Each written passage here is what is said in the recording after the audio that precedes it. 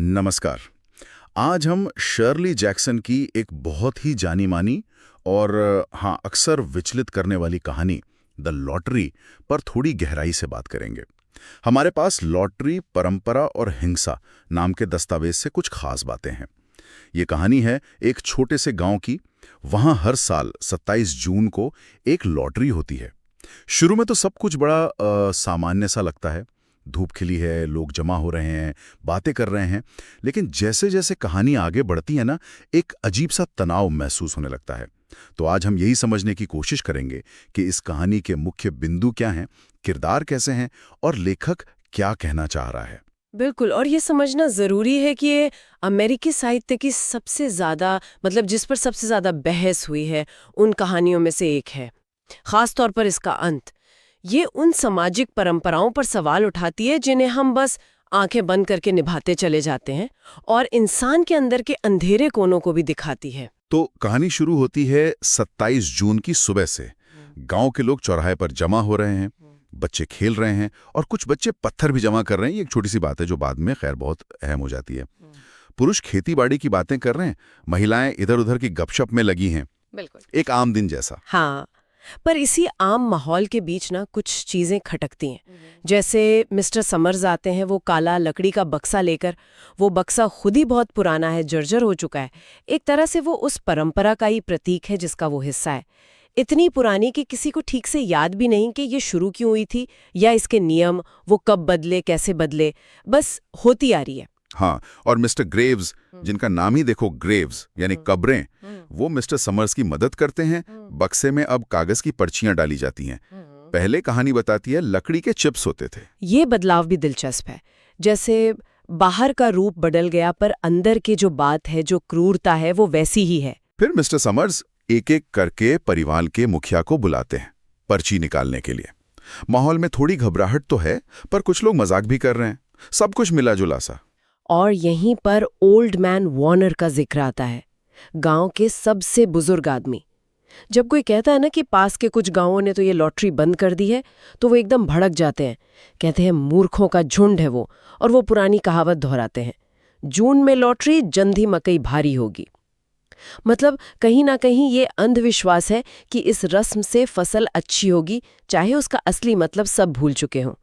ये दिखाता है कि परंपरा के पीछे तर्क हो ना हो, उसे निभाया जाता है अंधेपन से। सही बात है। फिर जब सब पर्चियां निकाल लेते हैं, तब पता चलता है कि भाई बिल हचिंसन के परिवार की पर्ची पर निशान है। और तुरंत उनकी पत्नी टेसी हचिंसन, जो थोड़ी देर से आई थी और पहले तो मजाक वगैरह कर रही थी, वो एकदम से चिल्लाती है, ये ठीक नहीं हुआ, तुमने बिल को पूरा वक्त नहीं दिया पर्ची निकालने का। हाँ, ये बहुत अहम मोड़ है। टेसी का विरोध तभी सामने आता है जब खतरा उसके अपने परिवार या कहें कि उस पर आता है।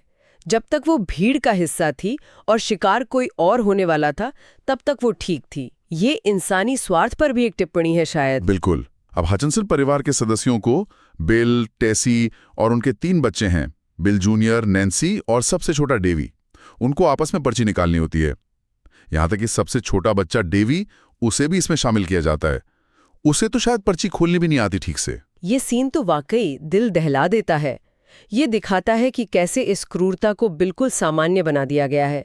इसे पीढ़ी दर पीढ़ी सिखाया जा रहा है, बिना किसी सवाल के।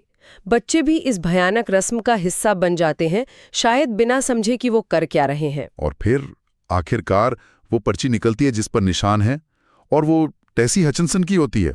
वो चीखती रहती है, बार बार कहती है, ये उचित नहीं है, ये सही नहीं है। और यहीं कहानी का वो चौंकाने वाला अंत आता है। बहुत ही सपाट तरीके से बताया गया है। गांव वाले, जिनमें टेसी के दोस्त, पड़ोसी, शायद उसके अपने बच्चे भी, वो सब वो पत्थर उठाते हैं जो सुबह जमा किए गए थे और टेसी को पत्थरों से मार डालते हैं। कहानी बस यहीं खत्म हो जाती है, उसकी चीखों के साथ। जैक्सन जिस तरह से लिखती हैं, बिल्कुल भावनाहीन होकर, जैसे कोई रिपोर्ट दे रही हो, वो इस अंत को और भी ज्यादा भयानक बना देता है।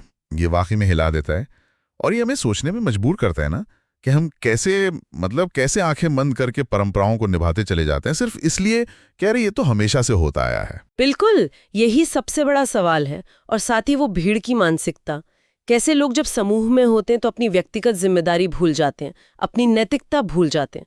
वो पत्थर किसी एक ने नहीं उठाया, पूरी भीड़ ने उठाया। हाँ, और बलि का बकरा बनाने की जो प्रवृत्ति होती है, किसी एक को चुनकर उसे सजा दे दो ताकि बाकी सब ठीक महसूस करें। और मिस्टर समर्स जैसे किरदार वो दिखाते हैं कि कैसे सत्ता में बैठे लोग या व्यवस्था चलाने वाले लोग इतने भयानक काम को भी एक रूटीन की तरह, एक प्रशासनिक काम की तरह बना देते हैं। उनकी वो सामान्य सी हरकतें, वो लिस्ट पढ़ना, नाम पुकारना, वो इस हिंसा को और भी अजीब और डरावना बना देती हैं। और टेसी का किरदार वो भी यही दिखाता है कि अक्सर लोग अन्याय के खिलाफ तभी बोलते हैं जब वो खुद उसका शिकार होते हैं। तो कुल मिलाकर द लॉटरी एक तरह का आईना है।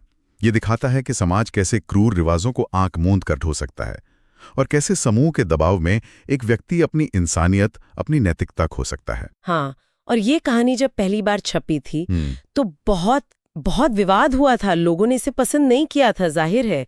लेकिन आज ये हमें सोचने पर मजबूर करती है। क्या हमारे अपने समाज में, हमारे आसपास ऐसी कोई लॉटरी चल रही है?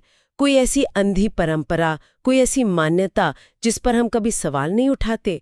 ये कहानी याद दिलाती है कि अन्याय अक्सर बहुत ही सामान्य दिखने वाली चीजों में, रोजमर्रा की जिंदगी में छिपा हो सकता है। शायद हमें अपने आसपास की दुनिया को थोड़ा और ध्यान से, ज्यादा सवाल पूछते हुए देखने की जरूरत है।